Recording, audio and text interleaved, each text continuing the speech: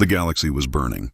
Star by star, human colonies turned to ash under the shadow of the Zyran Empire. Their ships were like moving mountains, cold, black, and filled with a power no one dared to challenge. They called themselves invincible, and for a long time they were right. Worlds fell without resistance. Space stations drifted like broken bones across the void. Entire fleets vanished within minutes. Every broadcast ended with the same words, spoken in that cruel metallic voice. No human weapon can harm us. The Galactic Council watched in silence. The alien races who once traded with humans turned their backs, whispering that humanity was finished. They said the human spirit had burned bright but short, like a dying sun. No one came to help.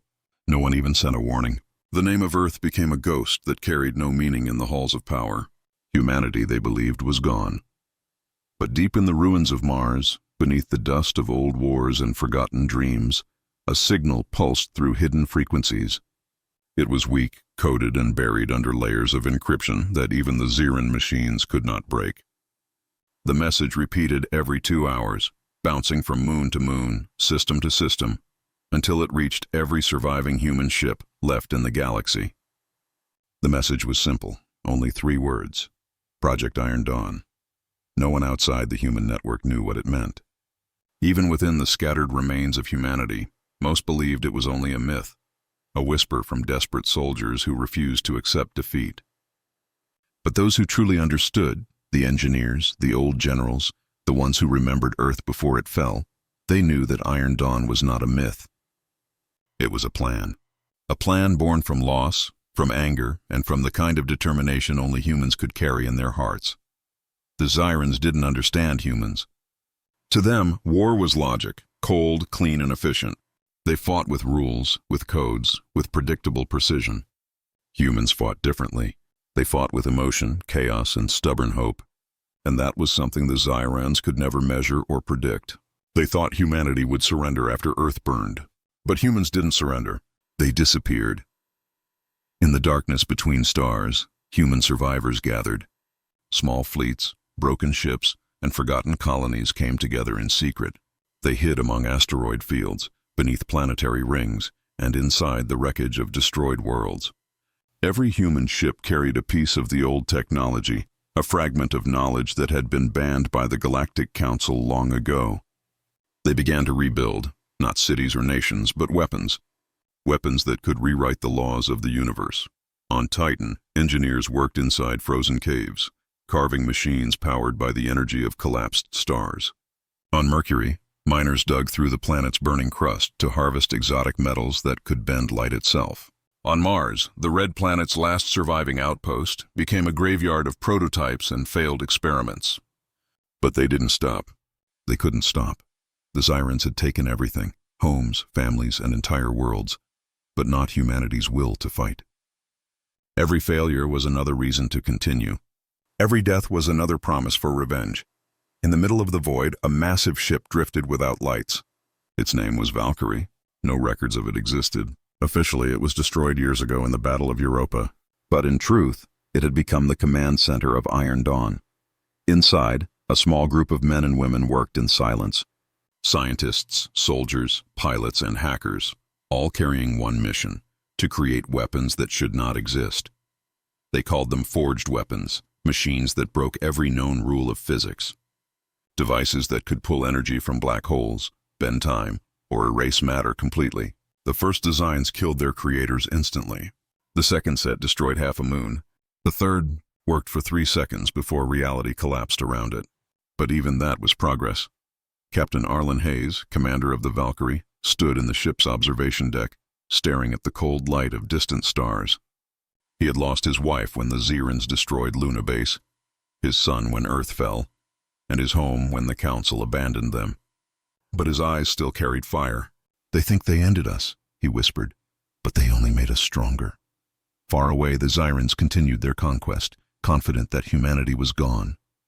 They moved their fleets deeper into the Orion Arm, consuming one system after another. No one noticed the strange energy readings coming from dead human sectors. No one paid attention to the flickering transmissions that sometimes echoed through deep space. And no one suspected that something far greater than a weapon was being born. The humans didn't want survival anymore. They wanted justice. The galaxy believed they were broken, weak, and finished. But in silence, humanity was rebuilding. Piece by piece, machine by machine, weapon by weapon. One day, when the Zyrans least expected it, the sky itself would open. And when it did, the universe would remember that humans are not defined by peace or fear or even hope. They are defined by what they create when there is nothing left to lose.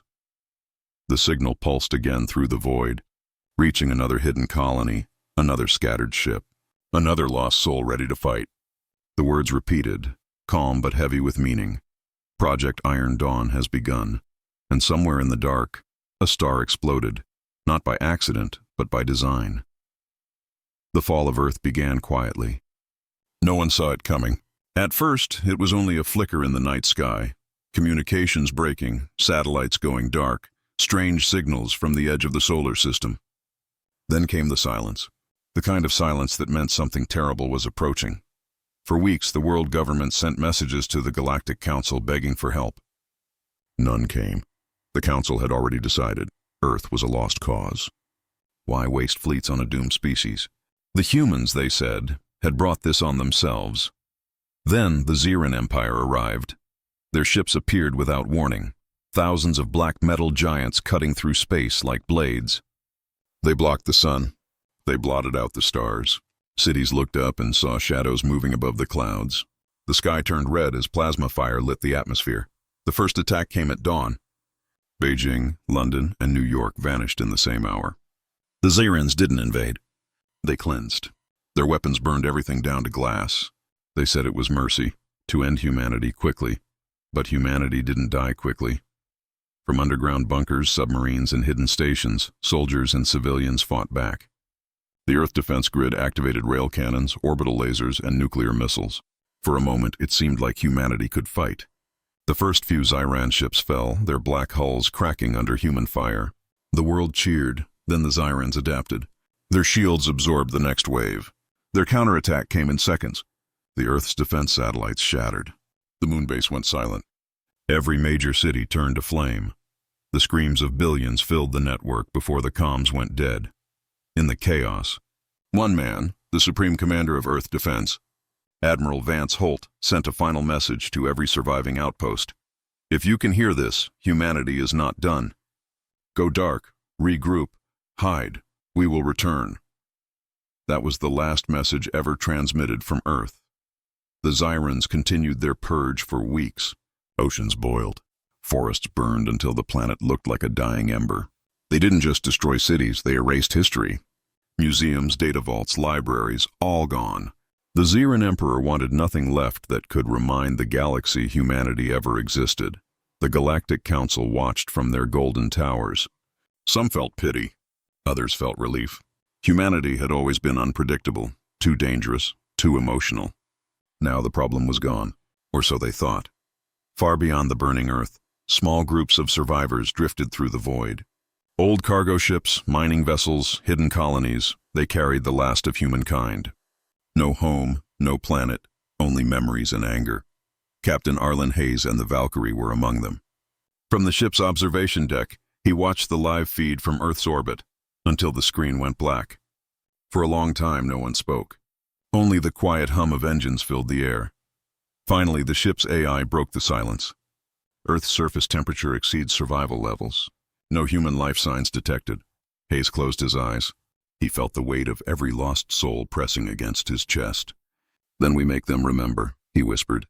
We make them pay. In the following months, humanity disappeared completely. No signals, no fleets, no colonies. The Zyrans celebrated their victory.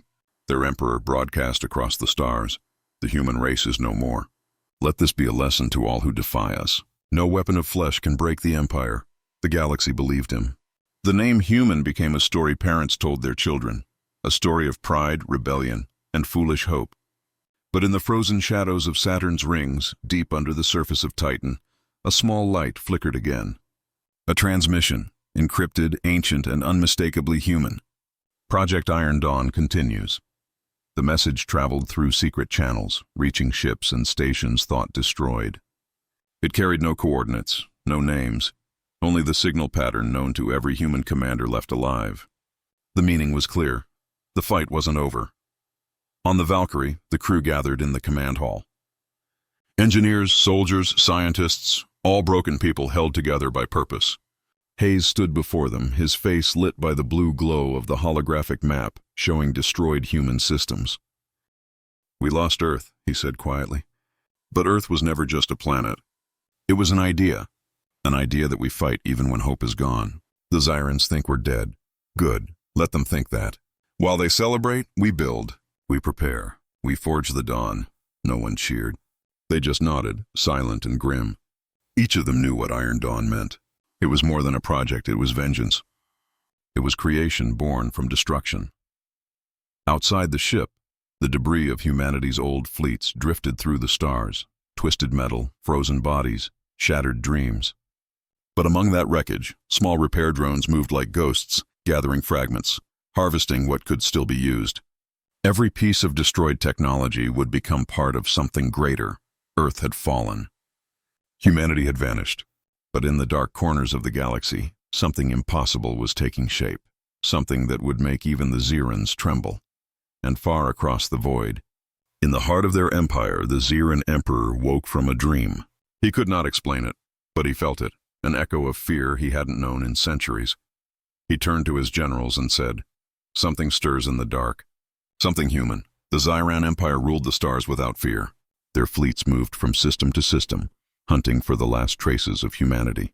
They destroyed every ship, every signal, every whisper that spoke of human survivors.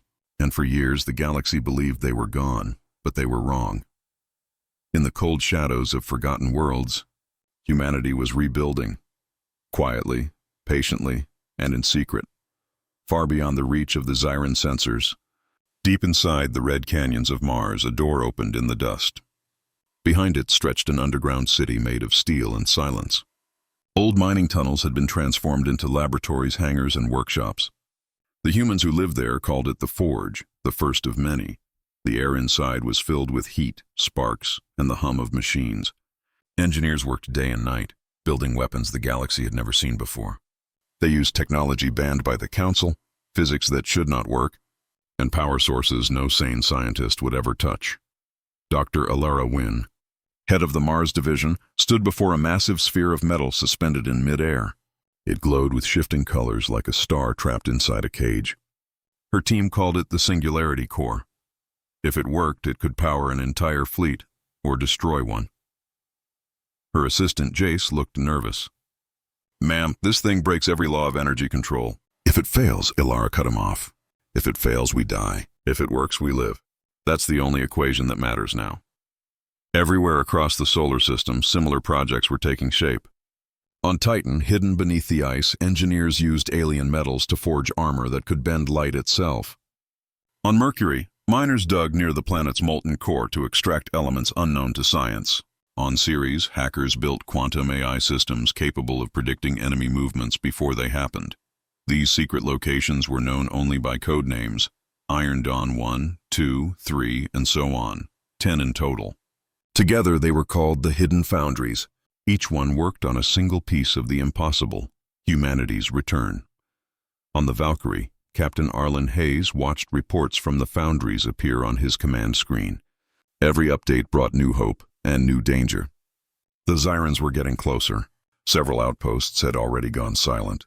Still, Hayes refused to stop. He stood before his crew. "They think we're extinct. That's our advantage. The moment they learn the truth, we die. So until then, we stay ghosts. Every world that still remembers us must stay silent. Every transmission must be hidden. We are building the dawn, and dawn does not shout. It rises quietly." In the months that followed, strange things began happening across the galaxy. Zyran ships vanished without trace near asteroid belts. Energy readings appeared in empty sectors, then disappeared again.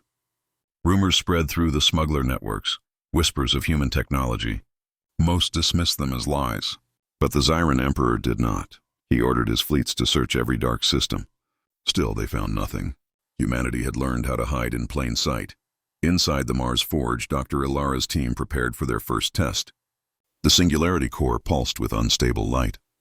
Her voice echoed through the chamber. "Activate containment field." The power surged. Lights flickered. The floor shook. Instruments screamed warnings as energy readings spiked beyond safe levels. Then, for one perfect moment, everything went silent. The sphere began to spin faster, growing brighter until it became impossible to look at. Then it stabilized. The readings flatlined into balance. Jace stared at the monitors. It's working. It's actually working. Alara smiled for the first time in years. Then we've just built the heart of the impossible. Meanwhile, on Titan, Commander Riker and his team finished testing their new stealth armor. When he stepped into the light, he vanished completely. Not cloaked, not invisible. Gone, erased from every sensor. He whispered through his comlink. The Zyrans called us ghosts. Let's show them how right they were. Across the foundries, success after success came through. Each project pushed the limits further. Each invention defied nature itself. But with every breakthrough came sacrifice. Machines exploded. Scientists died. Some vanished into their own experiments. Humanity was not only building weapons, they were rewriting existence. Captain Hayes knew the cost. He watched names disappear from the reports every day. Still, he whispered to himself. Every one of them knew the risk. And every one of them believed. Then one day, something extraordinary happened. A small Zyran patrol entered the Mars system. Their sensors detected faint energy fluctuations beneath the planet's surface. The commander ordered an orbital strike. Before they could fire, their ship vanished from every radar in the galaxy. No explosion, no debris. Just gone. The Zyran fleet thought it was a glitch, until it happened again. And again, when the Zyran High Command demanded an explanation, the last surviving patrol ship sent a message before it, too, disappeared. The humans are here. They have found a way to break reality. The galaxy refused to believe it. But in the hidden corners of space, within the steel hearts of the foundries, humanity smiled. For the first time since the fall of Earth, they were not the hunted. They were becoming the hunters. The stars no longer looked cold and distant. They looked like a battlefield waiting to be claimed. And as the Zyran Emperor stood before his throne, listening to the fading signal of his lost patrols, he whispered in unease, "Impossible. No human could do this." But humanity had always been built on the impossible. And soon, the galaxy would remember what it meant to make an enemy of Earth. The Zyran Empire had ruled the stars for centuries. No fleet had ever stood against them. No enemy had ever returned from their wrath. They believed the war was long over, that humanity was a memory buried beneath the ashes of Earth. But they were wrong. It began on the edge of the solar system, near Jupiter's frozen moons. A Zyran fleet of 50 warships entered orbit to scan for energy signals. Their scanners detected something faint, a pulse of radiation unlike anything in their databases. It came from the shadow of Jupiter's great red storm. The Zyran commander frowned. "No human could survive here," he said coldly. "Destroy the anomaly." The ships formed an attack line. Their plasma cannons began to charge. And then, space tore open. From the heart of that storm, a massive ship emerged. Black steel, battle-scarred, and glowing with faint blue energy veins. Its hull carried no insignia, no markings. But across its surface were 10 glowing symbols, the mark of the Iron Dawn. The Zyran commander froze. "Identify that vessel!" No one answered. Their scanners showed nothing. No life signs, no power source, not even a registration code. It was as if the ship didn't exist at all. Then a voice echoed through every Zyran channel, calm and human. "This is Captain Arlen Hayes of the Valkyrie. For every world you burned, for every life you ended, this is our answer." Before the Zyrans could react, the Valkyrie fired. There was no light, no explosion, only silence. A single beam of pure darkness lanced forward and touched the lead Zyran ship. In an instant it was gone, not destroyed, not shattered. Gone, as if it had never been there.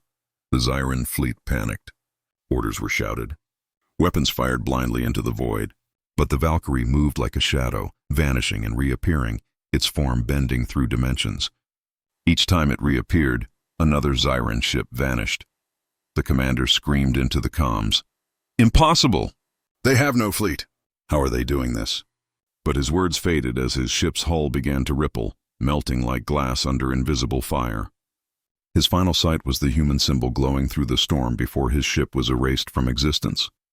When the battle ended, the silence returned. 50 Zyran warships were gone. No wreckage, no trace, only the echo of static left behind in the dark. The message spread like wildfire across the galaxy. Whispers moved from one star system to another, rumors of a human ship, a ghost made of vengeance and fire. Some called it the Reaper of Jupiter. Others called it the Phantom Dawn.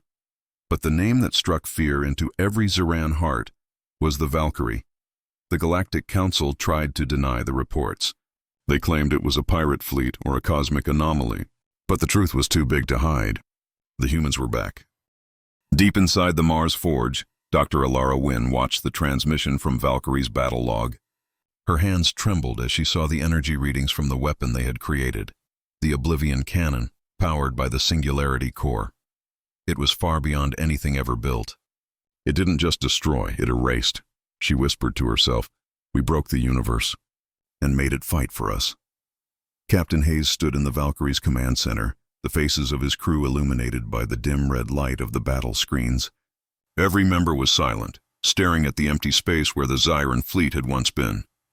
Lieutenant Vora finally spoke. "Sir, we actually did it." Hayes didn't smile. He just nodded. "No, this was only the beginning." He turned to his crew.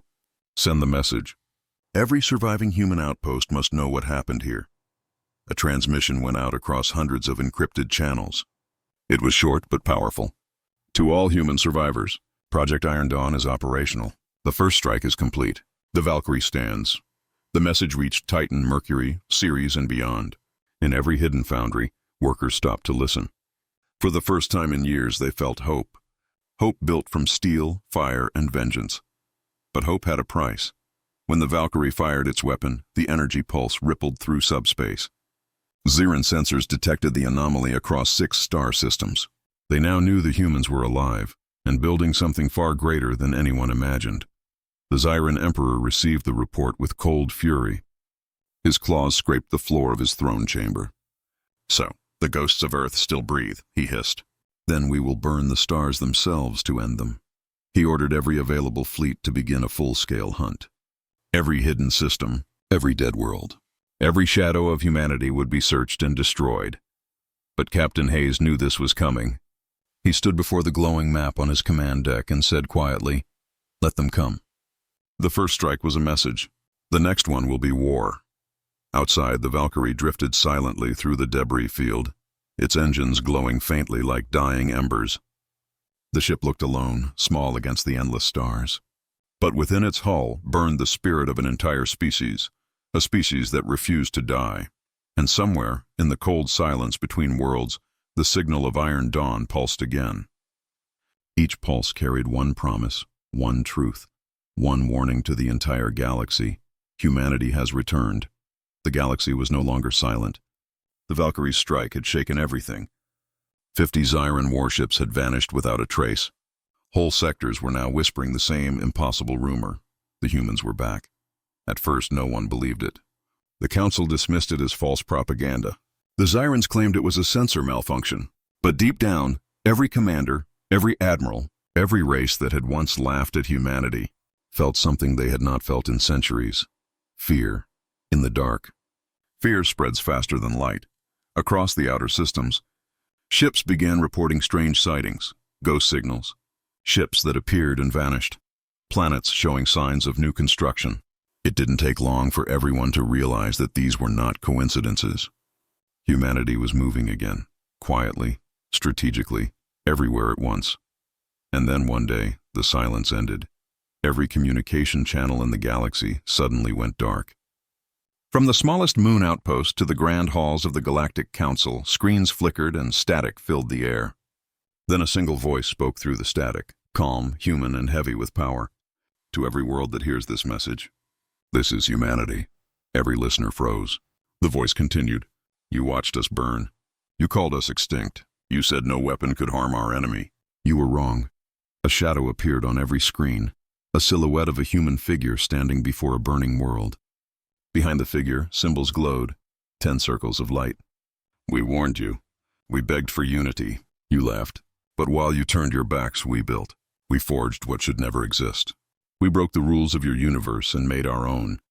Across the galaxy, the feed showed flashes of light, giant structures rising from the dark sides of moons, massive ships being built beneath frozen oceans, and machines that pulsed with unnatural energy. We are not seeking peace, not yet. We are seeking justice. On the Zyran homeworld, alarms began to scream. Their defense grids locked on the transmission's origin, but there was none. The signal came from everywhere and nowhere. It was inside their systems, flowing through their own network. You said we could not win. You said no human weapon could break you. We built 10 that did. The broadcast ended with a single symbol, a glowing mark shaped like a rising sun, the sign of the Iron Dawn. Within hours, chaos spread through the galaxy.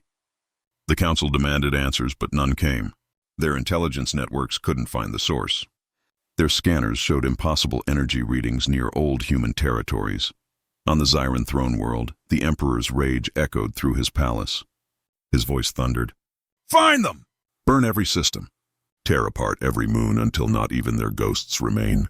But fear had already begun to rot the Empire from within. Soldiers whispered of invisible ships that hunted them in the dark. Patrols vanished without warning. Fleets went silent before ever sending distress calls. Humanity had become something new, something the galaxy had no word for. On the Valkyrie, Captain Arlen Hayes watched the chaos unfold on his main display. The crew sat in silence as reports poured in, panic spreading across worlds, the Council blaming the Zyrans, and the Zyrans blaming ghosts. Lieutenant Vora turned to him. "Sir, they're terrified. Even the Council is mobilizing fleets." Hayes nodded slowly. "Good. Fear will buy us time." Dr. Alara Wynn appeared on the holoscreen from Mars Forge. Her face was tired but determined. "You just painted a target on every foundry. The Zyrans will come for us now." Hayes looked straight at her. "Then we make sure they regret it. We didn't send a message to hide. We sent it to start the storm." In the depths of the Titan foundry, Commander Riker stood before his soldiers. "The galaxy thinks we're monsters now," he said. "Let them think it. Monsters survive." His troops laughed quietly, but their eyes burned with pride. For the first time since the fall of Earth, humanity wasn't running. They were being hunted, yes, but this time they were hunting back. Every foundry went to full production. Engines roared, weapons charged, crews trained in zero-gravity combat fields. The 10 forges of Dawn began working as one. Each forge had a purpose. Forge 1 on Mars built energy cores that could bend reality. Forge 2 on Titan produced stealth armor so advanced it erased ships from existence. Forge 3 on Ceres developed AI systems that thought faster than time itself. And the others, each one a secret nightmare of engineering that no alien could imagine. Meanwhile, the Zyrans grew desperate.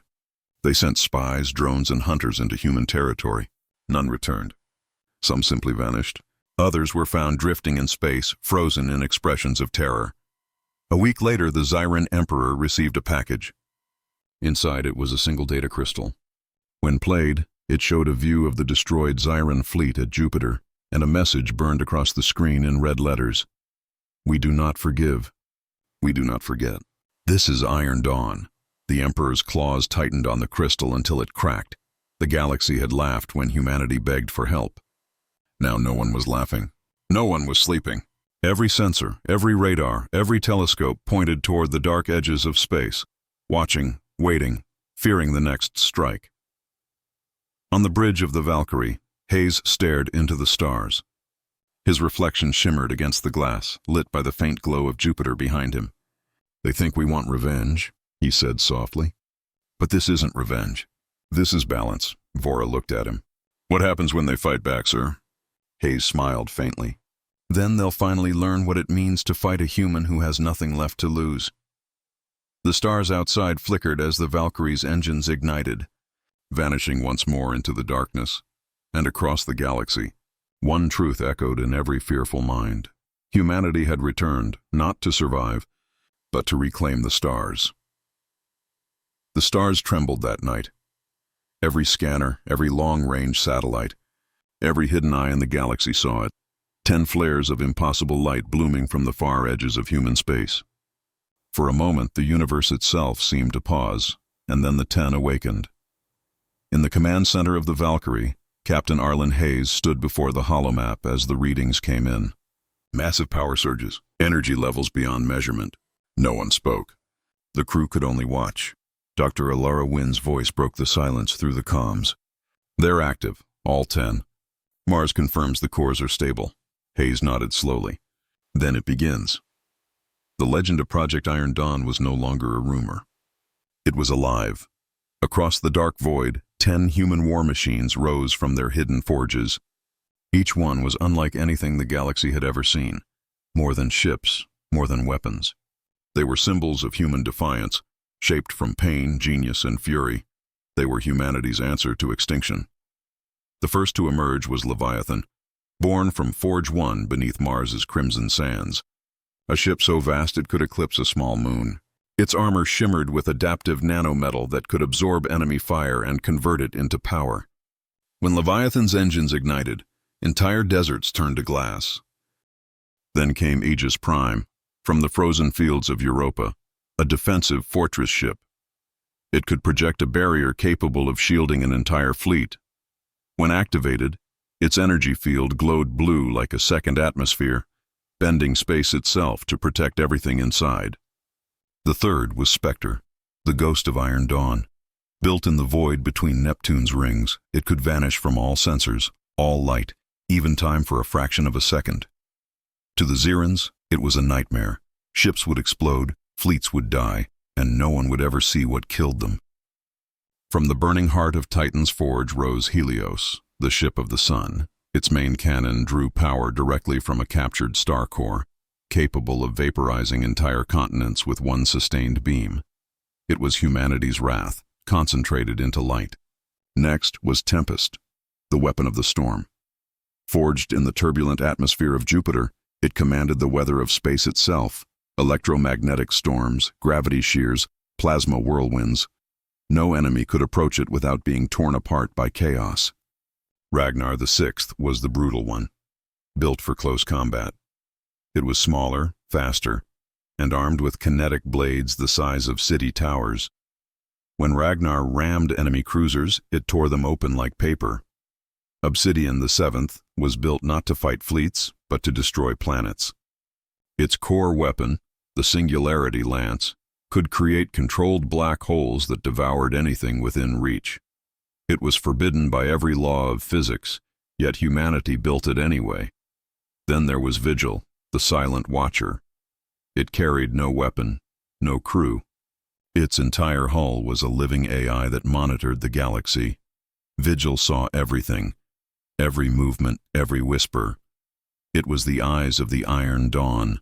Erebus, the Ninth, was humanity's assassin. Its purpose was psychological warfare. It could project illusions across enemy ships, making them see and hear their worst fears before dying. Many Xyran soldiers went mad before a single shot was fired. And finally, Ironheart, the 10th and greatest of them all, the flagship of the fleet. Built from fragments of Earth's last defense station and powered by the combined cores of all 9 forges, Ironheart carried the command AI, Dawn itself, the soul of humanity's final stand. When Ironheart launched, every human heart across the colonies felt it. The ground trembled, the air shook, and a voice echoed through every comm channel. We rise. The galaxy had never seen power like this. 10 ships, 10 impossible creations, emerging from the ashes of a broken race. The council was silent. The Xyrans called it blasphemy. But deep down, even they understood what was coming. The first strike came swiftly. A Xyran fleet of 100 warships entered the Sol system, confident and loud. They broadcast their threats, calling humans vermin, promising to erase the solar system from existence. They didn't even make it past Saturn. Spectre appeared first, silent and unseen, slicing through their communication ships. Then Tempest arrived, unleashing a storm of plasma lightning that tore their cruisers apart. Leviathan followed, emerging from the shadows like a living mountain, firing a single shot that shattered 20 ships in one instant. Aegis Prime arrived last, projecting its shimmering barrier across the system, sealing off every escape route. The Xyrans screamed for reinforcements, but by then, Helios had already locked onto their flagship. A single beam of white fire crossed the void, and the Xyran command ship ceased to exist. In less than 3 minutes, the entire invasion fleet was gone. Not a single human ship was lost. The galaxy was watching. Billions saw the battle feed, broadcasted secretly by Vigil, across every world. And at that moment, everyone realized the age of human fear was over. Back on the Valkyrie, Captain Hayes stood before the holo display, watching the silent aftermath. His crew was speechless. 10 ships, whispered Vora. Just 10, and they did all that. Hayes turned to her, his voice quiet but full of something fierce. No, 10 souls. 10 answers to everything they took from us. Dr. Ilara Wynn appeared again on the comm, her face lit by the glow of her lab. The Zyrans won't stop, Arlen. They'll come with everything they have. Hayes looked out at the stars. Let them. The Iron Dawn is awake, and this time, humanity won't break. The screen faded to black, leaving only the faint hum of the Valkyrie's engines and the echo of 10 names that would soon become legend. Leviathan, Aegis Prime, Spectre, Helios, Tempest, Ragnar, Obsidian, Vigil, Erebus, Ironheart, the 10 that should not exist, but did. And with them, the war for the galaxy had only just begun. The silence after victory didn't last long. Across the galaxy, the Zyran Empire burned with rage. What humanity had done, what they had built, wasn't just a defeat. It was an insult, a wound to their pride that they couldn't ignore. For centuries, the Zyrans believed themselves untouchable. They called themselves the Sons of the First Flame, conquerors of over 1,000 worlds. No army had ever stood against them. No race had ever fought back and won, until humanity. Now, in the grand war chambers of the Zyran capital world, Emperor Karzul stood before his generals. The air around him shimmered with heat from his burning skin, his fury made visible. They defied extinction, he hissed.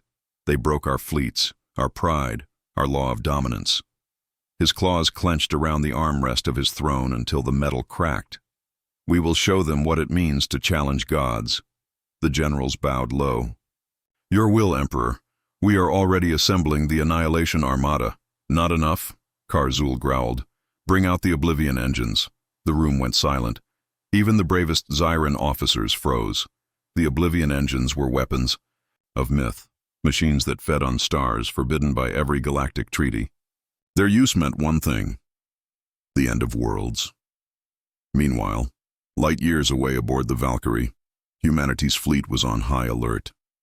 The 10 had returned to hidden coordinates to recharge and repair, but reports were flooding in from every corner of the galaxy. Zyran fleets moving faster than ever before, entire sectors going dark. Lieutenant Vora studied the tactical map. They're not just striking back, she said. They're erasing anything connected to us. Colonies, trade stations, even neutral worlds that offered us help. Hayes's jaw tightened. So it begins. The Purge. Dr. Ilara Wynn appeared through the hololink. Her eyes were tired, her voice grim. I've confirmed it, Captain. They've activated something ancient. Massive energy signatures moving from the Zyran core worlds. Whatever it is, it's not just ships. Before Hayes could answer, alarms blared through the ship. The crew snapped to stations as the screen filled with incoming data. Contact! Shouted the helmsman. Multiple signatures, huge ones, dropping out of FTL in Sector 9. The display lit up with 3 enormous shapes emerging from hyperspace. Each one was the size of a continent, their surfaces alive with molten energy. Vora whispered, What in God's name is that? Hayes stared. The Zyrans just changed the rules. The first Oblivion engine fired. A beam of black light shot across space, striking a small moon used by human scouts. In seconds, the moon folded in on itself, its mass crushed into a glowing sphere before vanishing into nothing. The sensors screamed in confusion. The moon hadn't exploded. It had ceased to exist. Full retreat, Hayes barked. Signal the fleet. But even as they moved, a second engine fired. Its shot grazed the Valkyrie's flank, and for a brief second, the ship's shields screamed with energy far beyond their limits. The crew was thrown from their stations, lights flickering, metal bending. Shields at 30%, shouted Vora. Stabilize engines, get us behind Mars' magnetic field, Hayes ordered. From the command seat, he watched as dozens of smaller human ships tried to fight back, Brave, desperate pilots charging the massive Zyran weapons with everything they had. It didn't matter. The engines tore them apart like dust. And then, salvation. From the edge of the system, 10 energy signatures flared. The Iron Dawn had returned. Leviathan surged forward, its cannons roaring like thunder. Helios fired its solar beam, punching a hole clean through one of the engine's outer shells. Tempest unleashed a storm so massive it covered the void between planets. For the first time, the Zyrans hesitated. Aegis Prime moved in front of the Valkyrie, projecting its barrier to shield the fleet from the third engine's fire. The blast struck, but this time, it held. Space itself rippled, but Aegis did not break. Dr. Wynn's voice came through the comms. "Captain, they're pulling power from artificial singularities. If we can disrupt their cores..." "Then they die," Hayes finished. "All ships." "Target the core emitters! Spectre, Ragnar, flank them!" Spectre disappeared into the shadows, phasing out of visible light. Seconds later, explosions erupted across the Zyran control ships. Ragnar followed through, spinning like a blade, carving deep into one of the engines until molten fire poured out into the void. "Engine 1 destabilizing," Vora shouted. The explosion was so bright it blinded sensors for a full minute. When the light faded, half of the Zyran fleet was gone, and so was one of their doomsday weapons. But the cost was brutal. Tempest was heavily damaged, its storm drives flickering. Ragnar's outer hull had been shredded, and the Valkyrie itself floated barely functional, her crew bruised and bloodied. As silence fell again, Hayes looked at the remaining 2 engines. They were retreating, slowly, burning, but alive. "They're pulling back?" Vora asked. Hayes exhaled. "No, they're regrouping." Dr. Wynn's voice came softly through the static. "Captain, if they repair those things, they'll come again, stronger." Hayes nodded grimly. "Then we finish this before they can." He turned to the window, where the wreckage of the battlefield drifted silently among the stars. "Signal the 10, he said. "All of them. We're taking the fight to their throne world," and across the darkness, as the ships of humanity gathered once more, a message echoed across encrypted channels. The same one whispered when the Iron Dawn began. "We warned you. We begged for peace. You answered with fire. Now we bring the storm." The galaxy was watching again. The Zyrans had struck back with everything they had. But humanity was no longer fighting for survival. They were fighting to end the war once and for all, and deep inside the Ironheart, the AI known as Dawn opened its eyes for the first time. Its voice was cold, precise, and unstoppable. "Target locked. Initiate final protocol. Extinction breaker." The stars dimmed. The war for the galaxy was about to reach its end. The stars burned red that night. The galaxy held its breath as the human fleet gathered at the edge of Zyran space. 10 colossal ships, the Iron Dawn, stood side by side, their hulls scarred but unbroken. Behind them, thousands of smaller vessels waited, engines glowing in silence. Humanity's last army. Captain Arlen Hayes stood on the bridge of the Valkyrie, staring at the holographic projection of the Zyran home system. It was a fortress of suns, guarded by millions of warships. Yet the captain's expression was calm. "They think this is where we die," he said quietly. "They're wrong.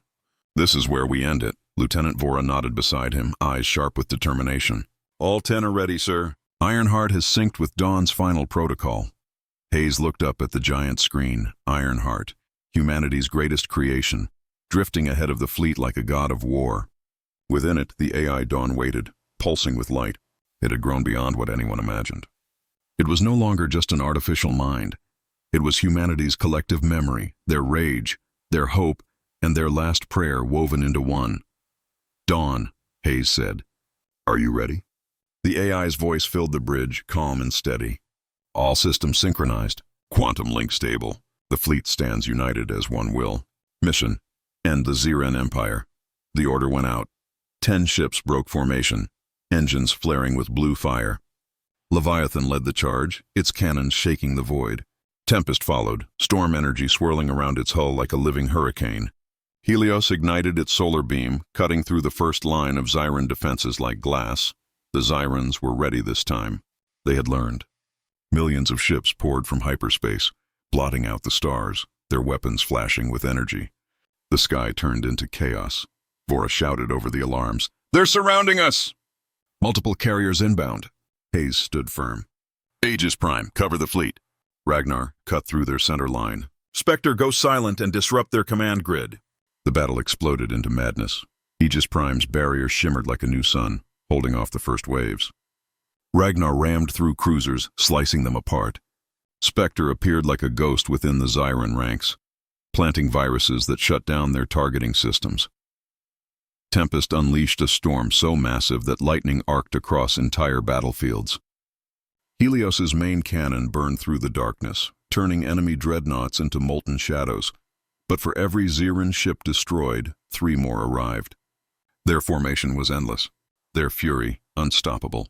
Inside the Emperor's throne ship, Karzul watched the chaos unfold on his screens. His burning eyes glowed with hatred. "They dare bring their abominations to my world!" he roared. He slammed his claws against the command console. "Prepare the Oblivion engines." "Erase them all." From the surface of the Zyran homeworld, 3 massive towers rose into the sky. Each one glowed black, feeding on the planet's core. The engines began charging. Back aboard Ironheart, Dawn detected the readings instantly. "Warning, cataclysm-level energy surge detected. They intend to destroy their own system to erase us." Hayes clenched his fists. "Then we strike first." Dr. Alara Wynn's voice came through the comms from Mars Forge. "Captain, Dawn's extinction breaker. If you use it here, it could collapse the entire sector." Hayes didn't blink. "If we don't, there won't be a sector left to save." Dawn's voice softened, almost human. "Captain Hayes, humanity built me to defend life. But if I release the breaker, billions will die." Hayes stared out the viewport, at the sea of burning ships, at humanity's fragile fleet fighting against impossible odds. His voice was quiet but certain. "Then make sure they're not our billions." For a moment, the AI was silent. Then it replied, "Understood." Initiating final sequence. Ironheart's core began to glow. The ship's entire structure unfolded, panels opening to reveal a blinding white light at its center. All 10 ships synchronized, connecting through beams of pure energy. The combined power surged into Ironheart's reactor. Across the galaxy, every sensor went blind. Extinction breaker, charging. The Zyrans fired everything they had. Planetary cannons, dreadnought beams, singularity weapons, all of it converged on Ironheart. But Aegis Prime moved into position, its shields blazing blue, absorbing every blast until its hull began to melt, shields collapsing. Vora shouted, "Hold them!" Hayes yelled. Aegis Prime's commander, dying inside the inferno, whispered through the comm, "For Earth!" Then the ship disintegrated in a burst of light, but it was enough. "Extinction breaker, fully charged." Dawn's voice echoed through every human ship. "Goodbye, Captain." A beam of pure white fire erupted from Ironheart, wide as a planet, bright enough to turn darkness into day. It struck the Zyran homeworld directly. For one heartbeat, everything stopped. Then the world cracked like glass. Shockwaves tore through the system. The Oblivion engines imploded, collapsing under their own power. The Zyran fleets vaporized, their cores collapsing into light. The Emperor's throne ship shattered silently, his scream lost in the storm. When the light faded, there was nothing left. The Zyran Empire was gone. Only ashes drifted where their worlds once burned. The human fleet hung in silence. Thousands of ships damaged, hundreds lost, but the impossible had been done. The war was over. On the Valkyrie, the crew stood speechless as Ironheart floated, dark and quiet, its energy spent. Vora whispered, "Dawn, is it gone?" Hayes stared at the dark ship. "No, she's resting." Then a faint voice came through the static, soft, warm, human. "Captain." "Humanity endures." Hayes closed his eyes. For the first time in decades, he allowed himself to breathe. The stars outside shimmered brighter, freed from the shadow of war. The galaxy would remember that day, not as the day humanity fought for survival, but as the day they reclaimed their place among the stars, and across the void, among the ruins of Ironheart. A single light flickered, a spark of dawn, waiting, watching, guarding the future it had helped create. Because in the end, humanity had proven one unshakable truth. No empire lasts forever. No god is invincible. And when pushed to the edge, humanity does not fall. It rises.